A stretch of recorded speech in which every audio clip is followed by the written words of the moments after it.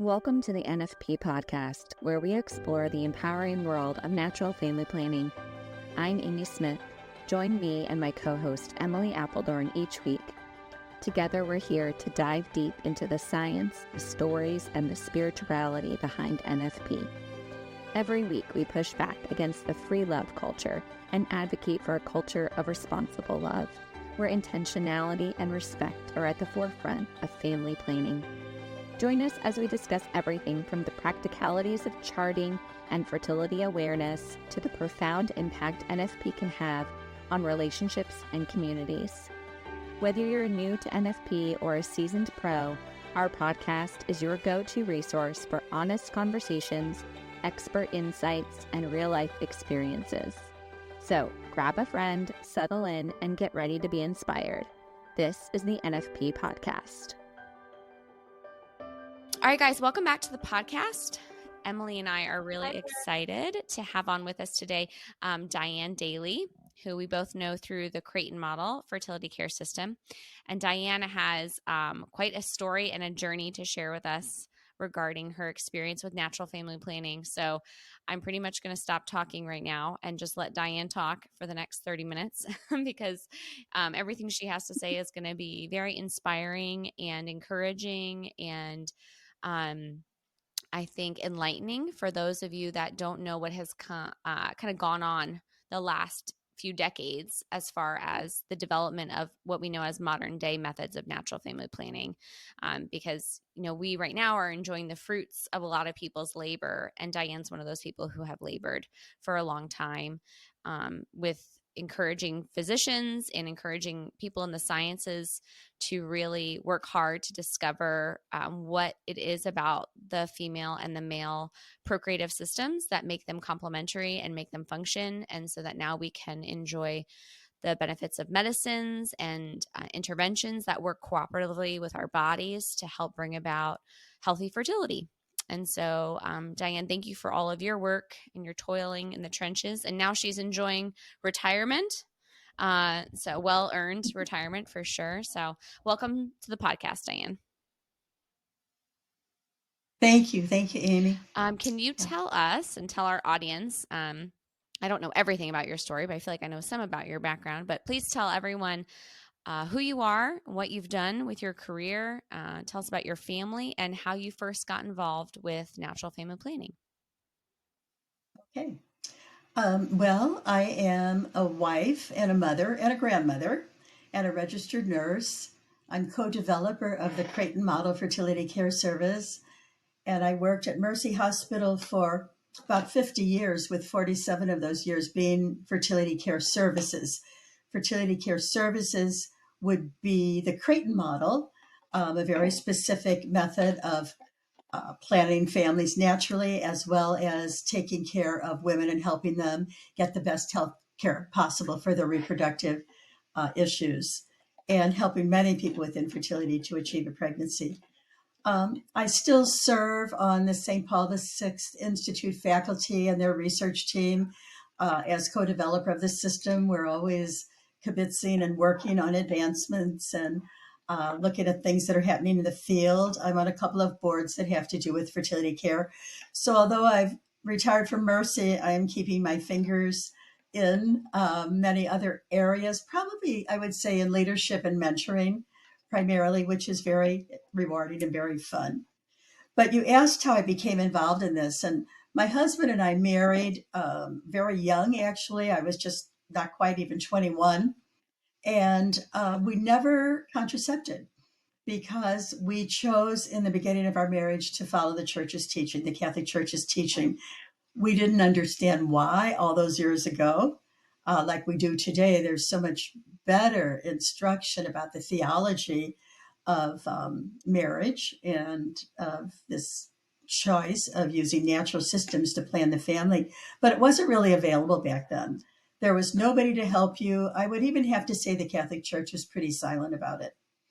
So our friends who were pretty much 100% on birth control pills, they would say, you know, Tom treats you differently. There is something about your relationship that we notice, and he treats you differently than other husbands. Well, Tom and I kind of laughed about that because we, of course, weren't the perfect young couple. But what we realized is that there was this wonderful reciprocative, yeah, both having respect for one another, reciprocating respect. And that was something we really treasured. So, fast forward then in our marriage, the Roe v. Wade decision came about and abortion was legalized. So, following that, I was active in a group called Missouri Nurses for Life. And during a meeting, Dr. Thomas Hilgers came to speak to the nurses. I think it was about amniocentesis. So that was my first time meeting him. Well, several years later, when he was coming back to St. Louis to start his initial research project at St. Louis University, he called and he said, "We need one more person on our research team. And I heard that you use a natural system." And I said, "Well, that's right." And I, I said, "Well, I'm not sure, if I really want to do this right now." I was feeling very home centered. We had lost a baby, had another, we had 3 children by then. And I'm like, "I'm not sure I really want to do this." Well, he said, "Well, you want to just come talk to me about it?" I said, "Sure." So we met, and it was like this enormous light shone in the room because he was the first person that I had met who really understood the depth of a natural system, that it wasn't just a family planning method, that there was so much more to it. And he introduced me to lots of wonderful authors and older researchers like Keefe and many of these different people, Volman. And long story short, then he invited me to be part of his research team. And coincidentally, my mother called and said, "I'd like to watch your kids one day a week." And she said, "I'd like it to be on Monday." She said, "You can do whatever you want. You can play golf, you can do shopping, you can go pro-life, whatever you choose to do." And Dr. Hilger said, "Well, my clinic's going to be on Monday." Wow. So that was probably, I guess the first miracle was that Tom and I were faithful to the church. But then the second one was everything was fitting together for family and professional career. So I did say yes, primarily for 3 reasons. Tom and I really had to talk about it because I was doing a little bit of floating in the hospital as a nurse, but not very much, and I didn't want a big commitment. I never wanted a career or thought I'd be traveling all over the world, actually. But because we wanted to serve the church and help people live in the church's teaching, because we felt that the natural systems were so great for the relationship, and because I had a passion about women's health and wanted to offer an alternative to the contraceptive mentality. And I felt that our work in the natural family planning would be a way to do that. So that really compelled me to say yes to him. And it was wonderful. We worked every Monday, and we just sat around having our staff conferences. And you won't even hardly believe this, but we'd be like, "Well, so and so told us that she had mucus, and it was gooey, gummy, gloppy. What does it mean?" So we did that for several months until the vaginal discharge recording system was developed. And for those listeners who might not be familiar with that, this is just a very standardized way for the woman to describe exactly what she's observing: the color, the consistency of the mucus, external mucus discharge that she would notice at the opening of the vagina, no internal examinations, but she would make these observations, and we developed a system, a language of the body, really, for her to be able to communicate. Well, that was so important because that language of the body and of the reproductive system actually led to the research that eventually became the Creighton Model System. Our work started with a commitment to Humanae Vitae, which is an encyclical in 1968 written by Pope Paul VI. And in that encyclical, kind of turned the church a little upside down. There were people who supported what he said and others who protested what he said.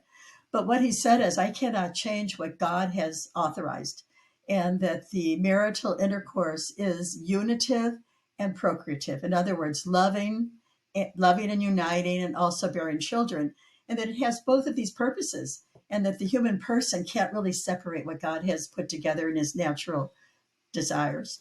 So that encyclical was foundational to us, because the other thing that was in that encyclical is Pope Paul VI called on men of science and women and physicians to be able to help couples live this teaching, because he said he understood it could be difficult.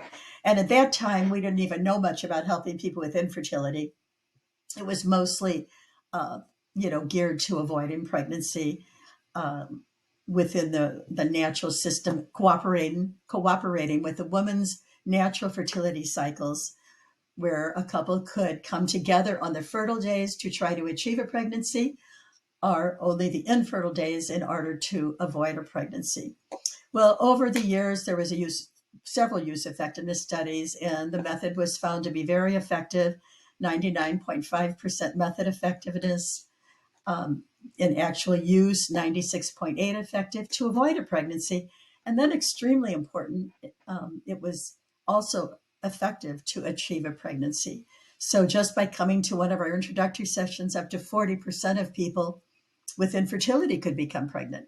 And once the medical component was developed, which we call NAPRO technology, standing for natural procreative technology, that success rate can be up to 80%. So it's been such an amazing journey.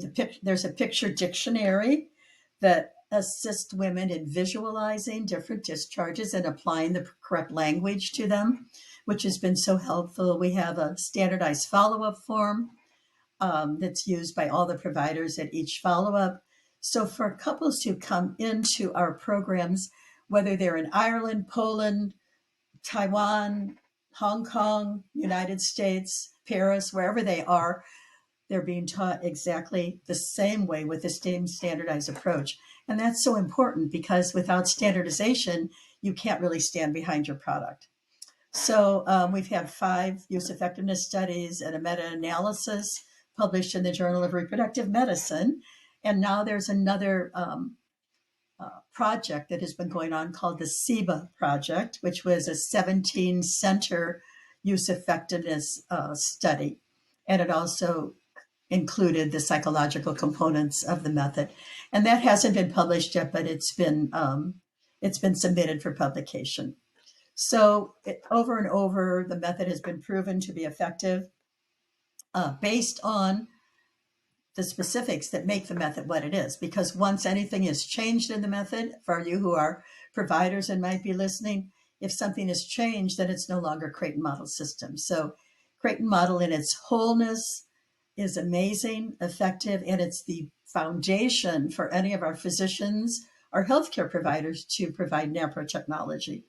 And it's just been an amazing, God-given gift to us. So that is a little bit about my background. At St. Louis University, we were 1 year with Dr. Hilgers, well, about 14 or 15 months, actually. And then he moved some of the team to Omaha, Nebraska with him. But my colleague, Ann Prebel, another co-developer, and myself stayed in St. Louis. And would you like me to talk a little bit about how we got started at Mercy? Yes, please. Yes. Mm-hmm. That would be great. Yep. Okay, so it was way, way back in 1977. And when Dr. Hilgers left, we had 250 active couples and a waiting list. I think it was about 65 couples waiting to learn. So it was very popular. We were very, very busy. And the university did not support us once Dr. Hilgers left. The hospital in which we were working said they would not support us. But the Archdiocese of St. Louis did provide us a beginning grant to get started. And we approached the CEO of Mercy Hospital, St. Louis. And, in God's plan, this was someone who had been the sodality director when I was a nursing student. She had been the charge nurse when I had my first code on the floor. So she's the one who brought me back to Mercy as a floating nurse. So we had a great relationship. And we asked for a meeting with her. We sat with the CEO. We showed her our rudimentary materials because it wasn't very sophisticated back in 77. And she listened to us and she said, this is something a Catholic hospital should do. So she started us as a department. And we worked as a department from 1977 till 2022. And we had different leaders, some business, some lots of different fits within the hospital. But the most helpful for us, for anyone who might be interested in getting a hospital excited about this, was our mission department, because this method helps to fulfill a Catholic hospital's mission. Women are underserved; they don't know about it, and I think the hospital recognized that. So we were a department until 2022, and at that point, because we had such a long experience, it was felt that we might benefit from becoming a women's health clinic in order to be viewed in the same scope as the other women's health providers, and also more operations assistance than mission could give. So that's what happened in 22. We became a clinic for our women's health, and we are still doing that today under the leadership of Elizabeth Caulfield, an RN who took my place in the department. We had tons of up and downs. So again, there may be providers on this podcast, and I would want you to know that you really cannot become discouraged, because it's not an easy road. We had peaks and valleys, but every challenge that we were given, God sent a solution. And so we have close to 50 years now of service to the women and the couples who desperately need this service. We have, I guess, when I left, we had around 5,300 couples who'd gone through the program, and very happy. Now, in the 80s, Dr. Hilgers looked at women's charts because he was receiving them from all over the world. And all of a sudden he said, I am seeing something that no one else in the world has seen. These charts were giving him the story of women's reproductive health and issues. And he looked at that and he said, there are certain patterns that are consistent with medical conditions. And he put all that together, published a 1,200-page textbook, and introduced the specialty of NAPRO technology, which stands for Natural Procreative Technology. And the reason that technology is so unique is it does not have to do with artificial methods. It has to do with looking at the underlying cause of the woman's condition and treating that, always preserving her fertility. So just amazing things have happened from that. It's just been great. I would say when we started, we had about 85% of the people coming to Space Children. And when I left, we had over 50% of women coming for health reasons.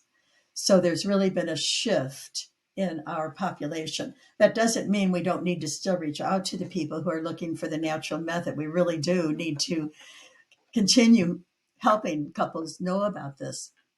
But it's so great that we can help women in their health care instead of moving to birth control pills, IUI, IVF, and our help for them is better. It takes a little longer because we need to find the underlying cause, but it is healthier for them because most of the women do end up having babies. These couples have babies, but the woman becomes healthy along the way.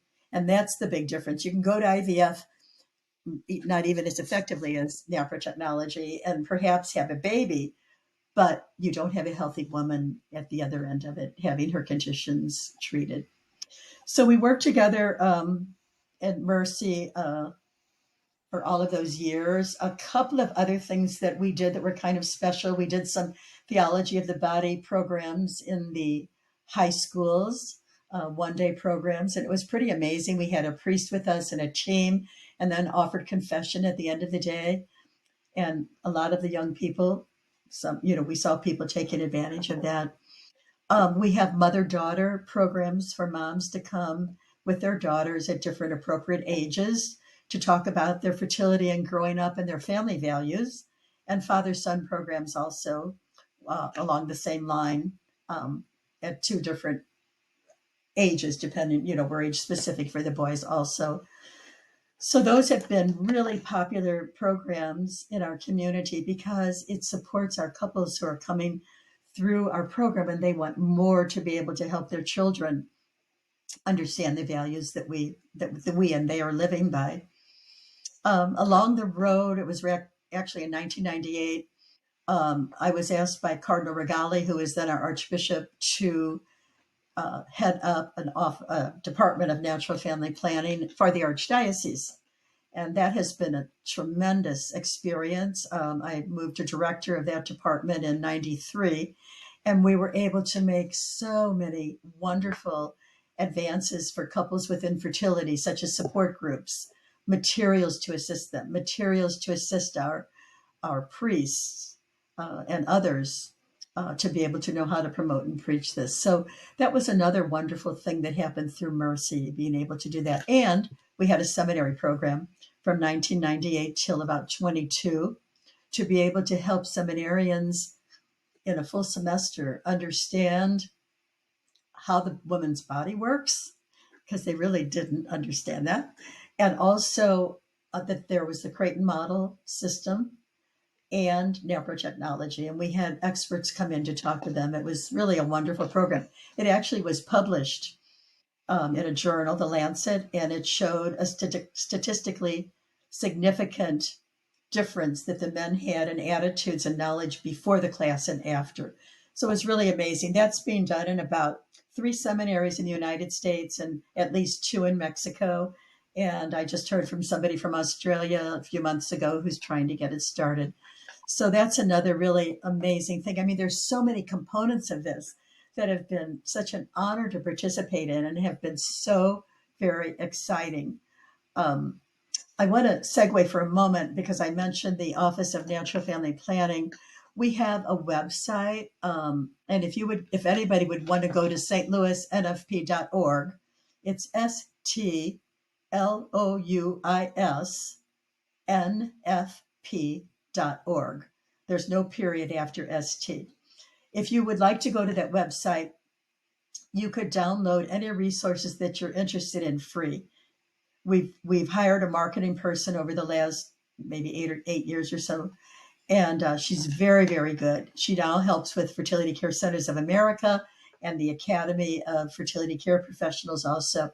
So she worked with us, and I could give her ideas, but I didn't know how to format them in such a beautiful way. And she was able to take ideas and streamline them and do some really lovely materials to give to people. So if anyone wants to go to that stlouisnfp.org, go to the resource section of that website, and you could participate in our Facebook page. We have a Enkindle Rosary once a month where people are welcome to join us. We have different support ideas for people with infertility. We have lists of ways to help people for priests when they're preaching or when they're counseling people, what to say to someone with frequent loss or who's had a miscarriage or an early birth loss, an early child loss, or what to say to the couples that are contracepting, what to say to the engaged.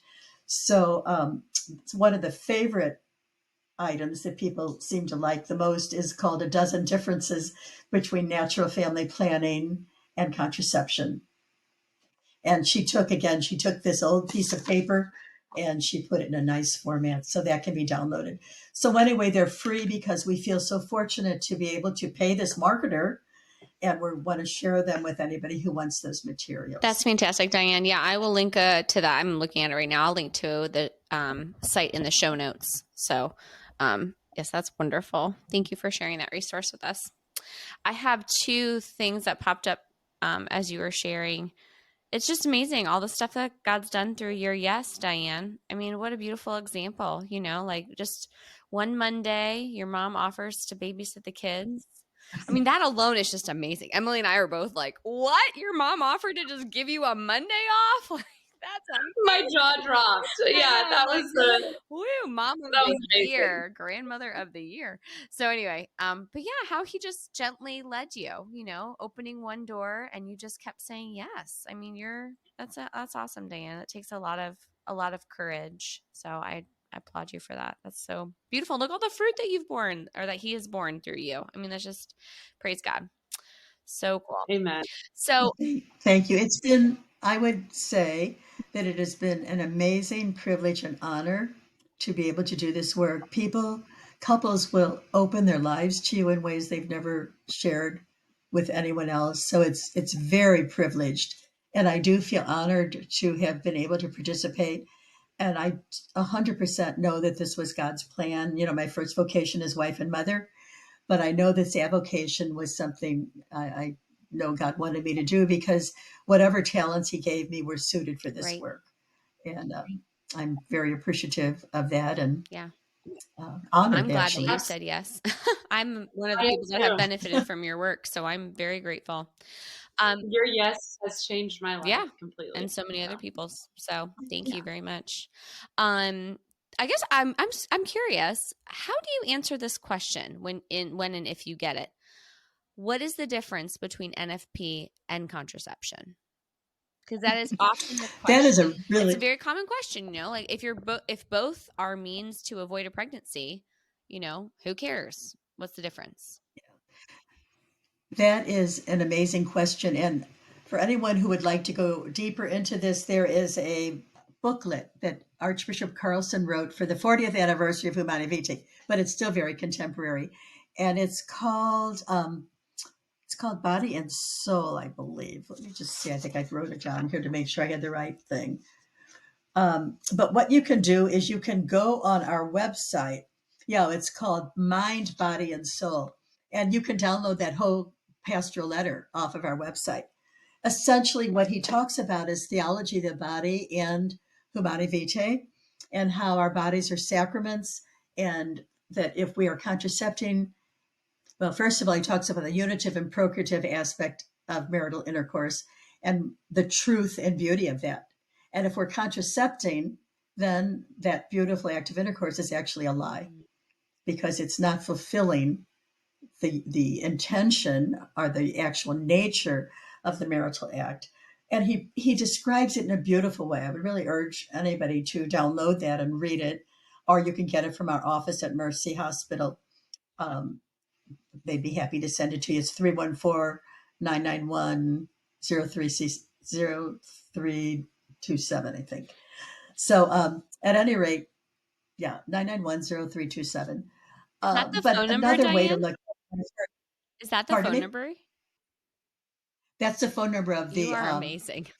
The Mercy Fertility Care Center. You're amazing, Diane.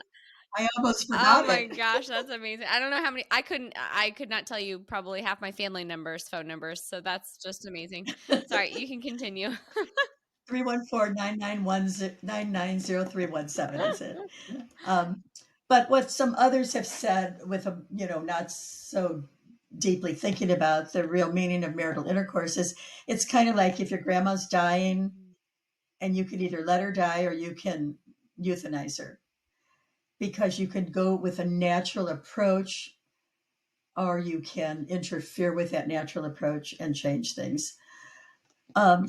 Contraception actually does interfere with the unity of the couple. It can lead to an abortive mentality because what you don't hear much is people who have abortions often have been contraception. And when they became pregnant, the end result of that was terminating the pregnancy. So there are really some crucial differences.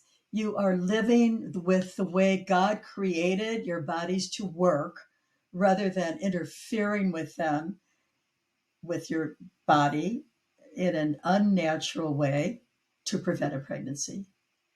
And I have done this long enough that I really do believe there's so many consequences to the contraceptive mentality. Now, there may be listeners who are contracepting, and I'm not judging you. I'm just saying that there is a beautiful resonance that occurs when a man and woman share the information about their fertility and live in harmony with it. And I've seen it over and over and over again. I can scientifically justify it by giving you the statistics for satisfaction and confidence in the method, which in my teaching experience were always on a scale of 1 to 5, 4 and 5s, with only a few lower than that. Couples love it. We teach a SPICE concept of sexuality, which is the spiritual, physical, intellectual, communicative or creative, and emotional aspects of our sexuality. And so when couples are deciding to avoid genital contact because they don't want to become pregnant, avoid genital contact on fertile days, then this whole area of spice becomes more prominent in their relationship. It's there, but it becomes more prominent, and couples really focus on those other 5 areas of sexuality: physical, but not genitally focused. Sure, hugging, kissing, holding hands, being close, all of that's so important for married couples to be, to be experiencing. So I wish that we could have a really short marketing spiel that could give that information to people and help them really understand what a benefit this is. It's not because, the priest said, this is what you have to do. Yes, that's how I started because that's all I knew. And that's a good reason. But there is more depth to what can happen when a couple is using natural system.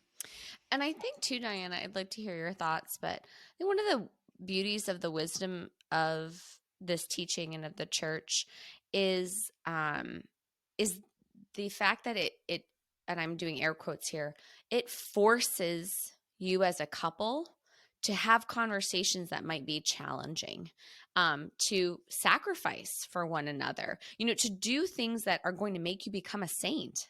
Whereas if I just take a pill and then we don't have to talk about it ever again, well, it's not just we don't have to talk about having kids. There's actually a lot of other stuff we're not talking about too. So, again, church in its wisdom, the means by which we're going to become a saint, like marriage is a great path for that. And there's a lot of underlying mechanisms of action in the sacrament, if you will, that will lead to our sanctification and to holiness. And some of those are challenging conversations. And I don't mean challenging necessarily in the sense of like argumentative, but intimacy, sharing my heart and my fears and my concerns and relying on you and needing you to support me and encourage me and be there with me. And just that level of vulnerability that it presents, I think, in a marriage is also challenging. And so, I can understand how coming to, and Emily, I've talked about this before on the podcast many times, but when you're coming to natural family planning or coming back to this type of teaching or learning about this teaching for the first time in any type of a conversion, that is one of the hardest aspect. It's not necessarily the learning of the fertility. It's all the relational stuff that comes up. Like, wow, we didn't talk about these things before. We don't really feel comfortable talking about these things. And we're married. Like, that's not good. How are we going to work through all of this? So, yeah, I think to your point, it's not just, well, let's learn the science of our patterns of when we're fertile and infertile.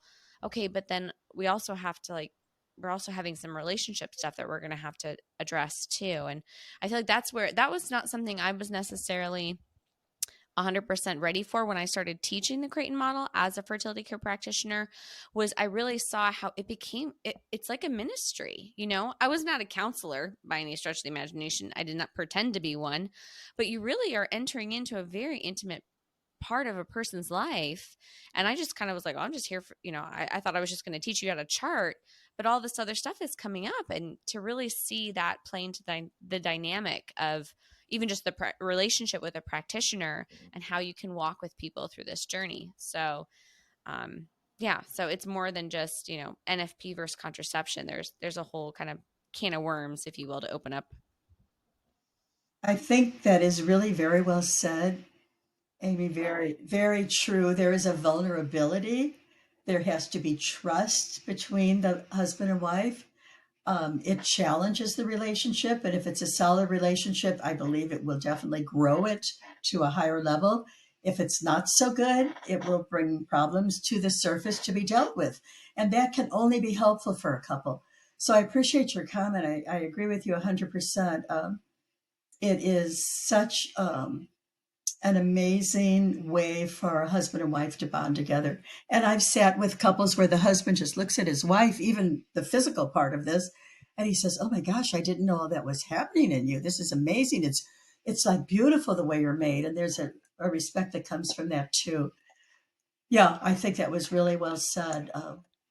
You can't put a price tag on how great the relationship can become when couples actually use this. Now, there have been times where people have really been challenged and some pretty major things have come up. Then they need to be dealt with because they were already there and they're already influencing their marriage. That's why they say that, 95% of couples using an NFP don't divorce as compared to the 50% or more in our society who do. And there's not real hard scientific information to say that, but there's certainly some published documentations by Dr. Janet Smith, for example, that quote that. So yeah, it's an amazing marriage builder. And I said that in the beginning of this work, the church was pretty silent. It's not that way anymore. I think after St. John Paul II taught us about theology of the body, I think that was like bursting open a bubble of truth. And the church now, for the most part, in my experience, is extremely supportive. And I will give you a financial aspect of that, which is kind of a hard fact. When we started this back in the 70s, our cardinal gave us $10,000 to start NFP and a few $100s to some other programs. Now we received over $222,000 for natural systems in our diocese. And the last I worked, it was 2,000. It was 220,000. And I think the next year it was 222,000. It's probably even more this year. So I feel like besides the verbal commitment and the spiritual enrichment, that really speaks also to be able to fund our programs. We have Hispanic ministry. We have ministry to those with infertility. We have several service programs that get assistance. We have an NFP office that gets assistance. We pay our marketer. So that money doesn't go to one person or one entity, but it's really a tremendous support that we receive from our diocese. That is amazing. And now I know you mentioned a little bit that how there are now classes for girls and their mothers and even young boys, which is amazing. I'm curious, over the years since you've seen this, I mean, you saw Roe v. Wade come into law and you saw Roe v. Wade leave. I mean, that's just amazing, Diane. And, the work that you've done over that time. I'm really curious. I think I know the answer to this, but have you also seen a change in the population that you serve? Because I know you said now, as you were leaving the later part, you saw more people seeking health care. Like I want to access NAPRO, not necessarily because I'm trying to achieve a pregnancy. I just want to be healthy. I want to have healthy cycles. I don't want to be on the pill for irregular cycle patterns anymore. And so because of that, did you also see an influx in younger girls coming to access NAPRO technology to help with, reproductive diseases and disorders in the adolescent years? That's a great question.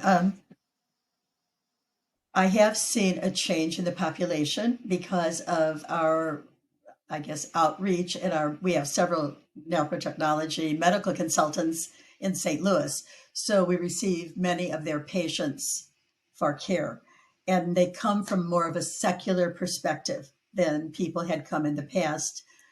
Even if they weren't Catholic, they didn't want the side effects of contraception and so on.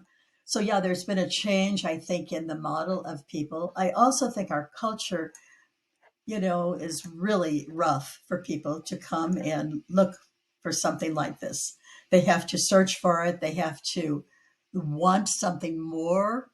And our culture really doesn't support that at all in what's going on. When you asked about the young women, we have developed 2 more programs that I didn't mention. And again, such a privilege to work with our marketer on this.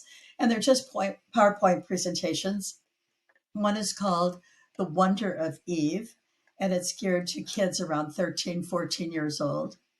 The other is called The Beauty of Eve, and that is geared to college-age women, maybe seniors in high school, college-age women and older.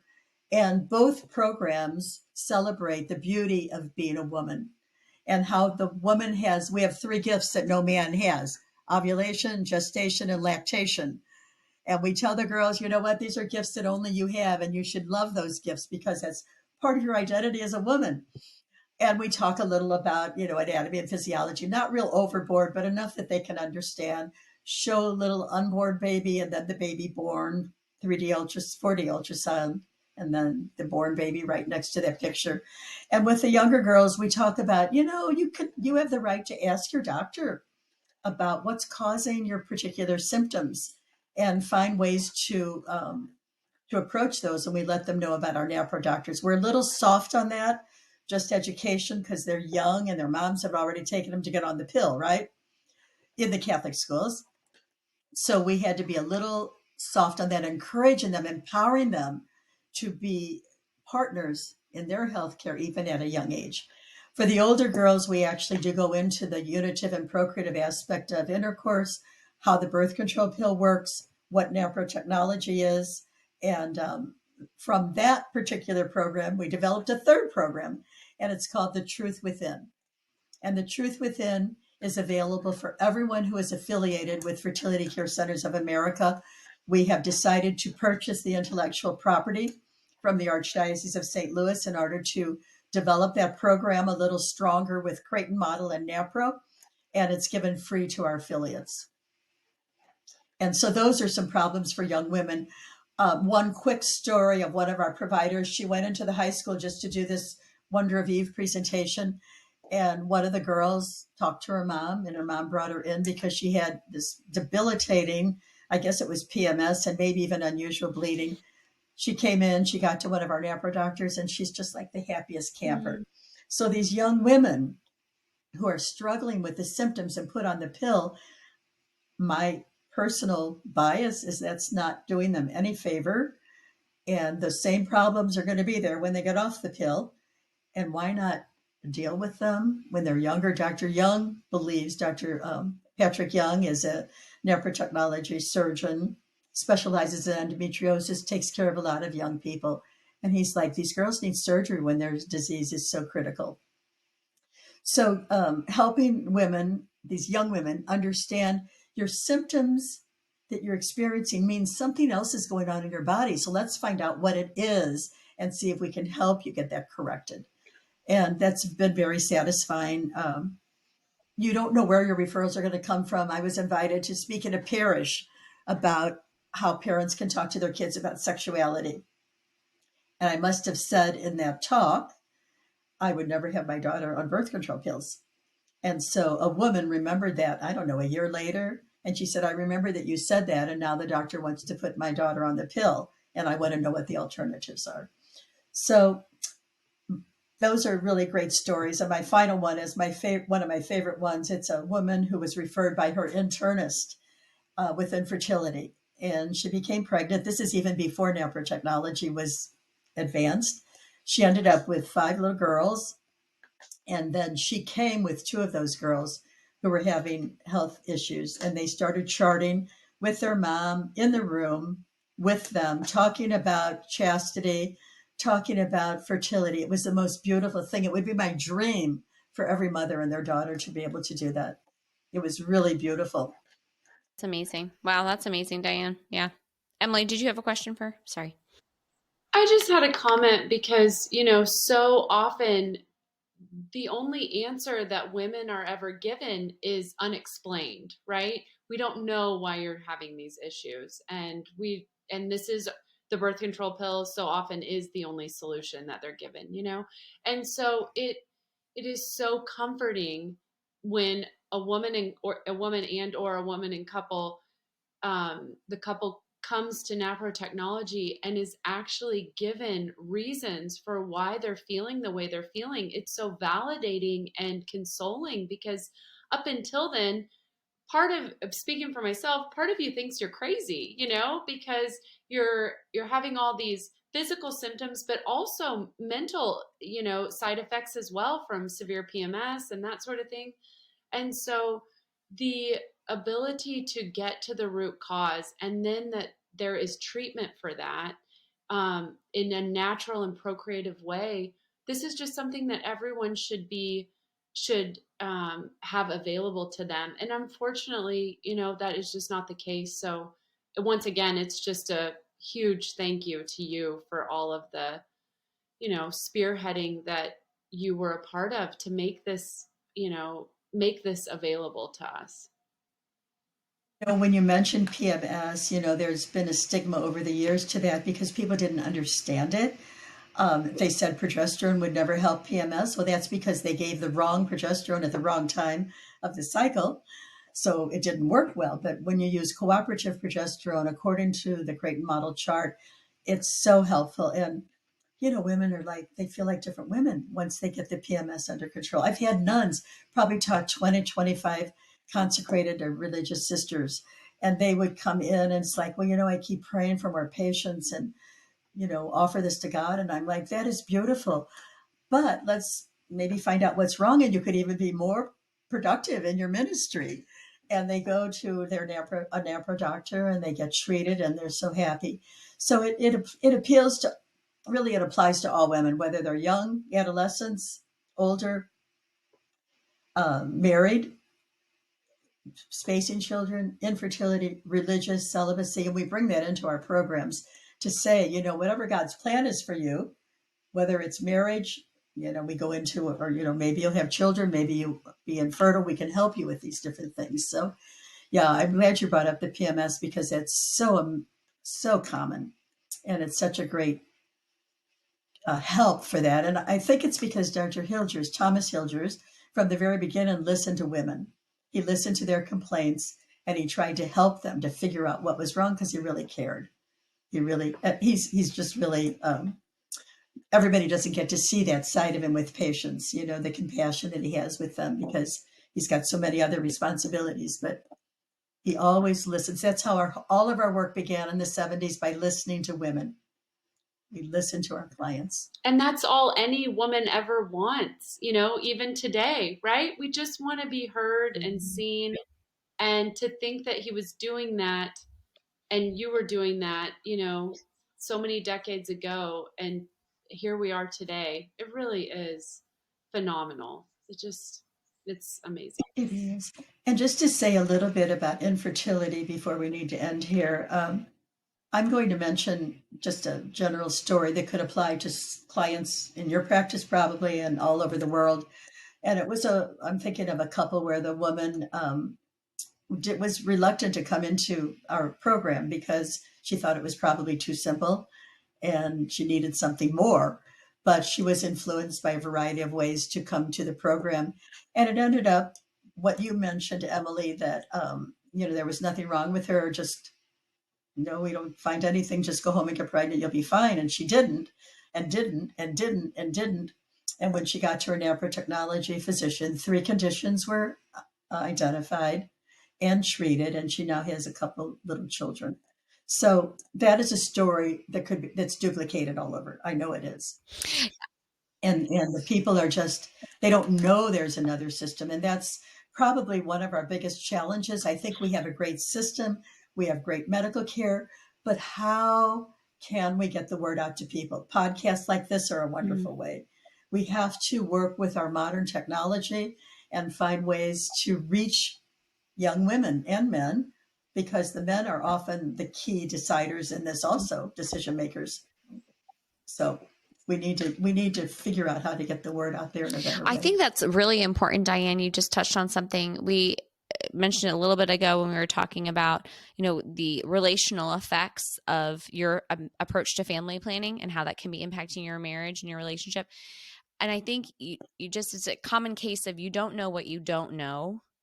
And when you don't know that things could be different, it's hard to believe that they could be different, right? Like I don't think that there is another option out there.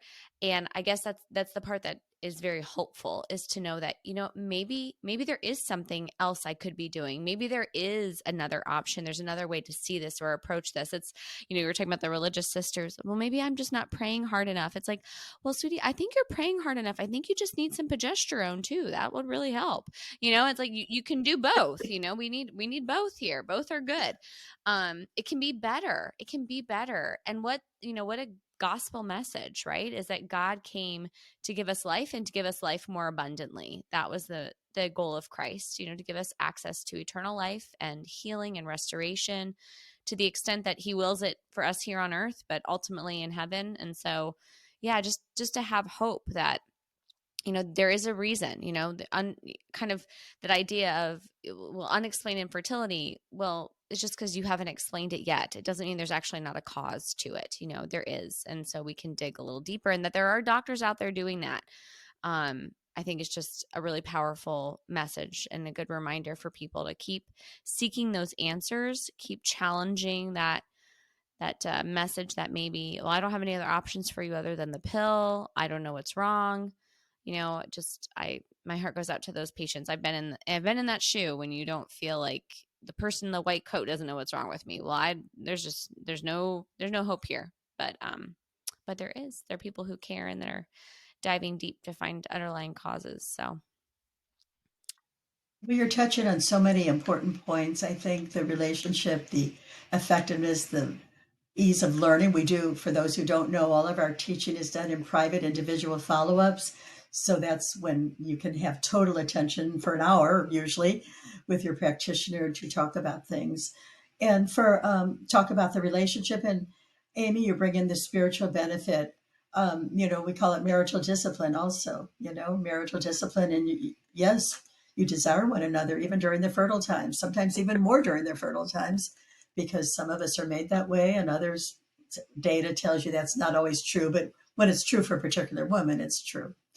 And our job in marriage, our main job, right, is to get our spouses to heaven and then our children to heaven. But, if we believe that we need to get one another to heaven, well, then we have to live in the most spiritual, beautiful, holistic way we can to do that, supporting one another. That's beautiful, Diane. Yeah, that's excellent.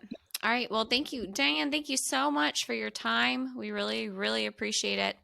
I know this is going to help a lot of women. I'm going to link to everything Creighton possible in the show notes. So you'll have that access to that, as well as the St. Louis NFP site that Diane mentioned. And then Diane, if you could maybe shoot me an email with a link to that pastoral letter you mentioned, because I looked online, did a quick Google search, and I couldn't find it. So if you send that to me, I'll add that to the show notes too for our audience. So, all right, guys, we will see you next time in the next episode. Go check out all those great resources, and that's it. Thanks so much, Diane, for your time. Well, God bless you. Thank you. And God bless you for doing this. Thank you, Diane. Thanks, Diane. God bless. That wraps up another episode of the NFP Podcast. Thank you so much for joining us today. We hope you found our discussion enlightening and empowering. Don't forget to subscribe so you never miss an episode. We'd love to hear from you. Please connect with us by sending us an email with your questions and stories to thenfpshow@gmail.com. We'll be back next week with more insights, tips, and heartfelt conversations about natural family planning. Until then, love responsibly.